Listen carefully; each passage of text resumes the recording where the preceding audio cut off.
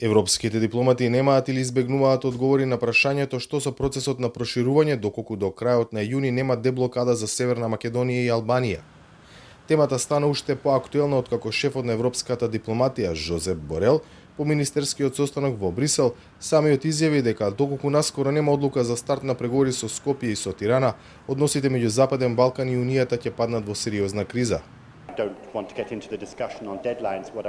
Апсолутно не сакам да навлегувам во дискусија за крајни рокови. Она што сакам да го кажам е дека максимални напори треба да се преземат за постигнување на целта, отворање на преговори што е можно поскоро. Тоа е во интерес на сите нас. Наспроти дипломатското избегнување одговор на Дейвид Гир, неговата колешка, амбасадорката на Германија, една од клучните членки на Унијата, манифестираше сериозна нервоза во однос на истото прашање. Ситуацијата меѓу Скопје и Софија е статус кво. Колку е реално во јуни да има договор? На тоа нема да одговорам.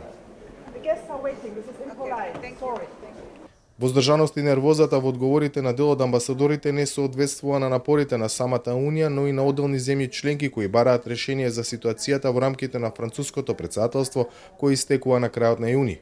Она што се забележува во настапите на домашните политичари е поголемата доза на критика кон европските институции за начинот на кој тие го менаџираат процесот, кој поради бугарското вето е во статус кво, поради што трпи кредибилитетот на самата Унија. Скопје бара ЕУ да преземе политичко лидерство и одговорност. Ние одамна ја имаме надминато како држава оваа стратешка раскрсница и не само што сме донеле правилни одлуки и постојано докажуваме дека сме искрен и доверлив партнер на Европската Унија, туку и цврсто чекориме кон реализација на целите со целосен фокус и посветеност на реформите и токму затоа очекуваме и државите членки на Унијата да ја прилагодат оптиката на реалноста и да одговорат на денешните предизвици од кои ќе зависи и днината на Европската Унија и на целиот континент. Премиерот Ковачевски, кој директно ја критикуваше Унијата дека оправдува што интеграцијата е сведена на зборување за историја, денеска го повика Брисел да го испорача ветувањето кон Западен Балкан за полноправно членство.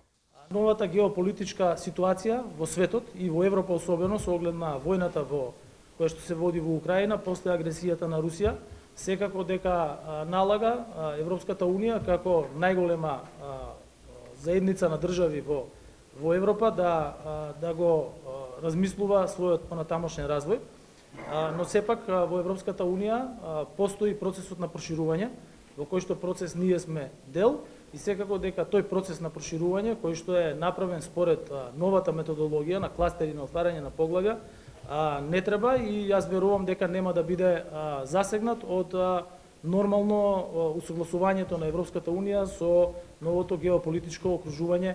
Дека има сериозно раздвижување за проширувањето зборува информацијата дека наскоро во регионот ќе допатува и германскиот канцелар Олаф Шолц за да ја пренесе пораката дека иднината на Балканот е во Европската Унија. Покрај Шолц во прашањето за симнување на бугарското вето, директно се инволвира и францускиот претседател Емануел Макрон, кој вчера телефонски разговараше со премиерот Ковачевски и со бугарскиот претседател Радев. Дали интензивните напори ќе дадат резултат ќе се знае наскоро. Наредниот состанок на Советот за општи работи на Унијата на кој се носат одлуки поврзани со проширувањето е закажан за 23 мај. До крајот на француското претседателство преостанува уште една сесија, онаа на 21 јуни. За Гласот на Америка, од Скопје, Владимир Мирчевски.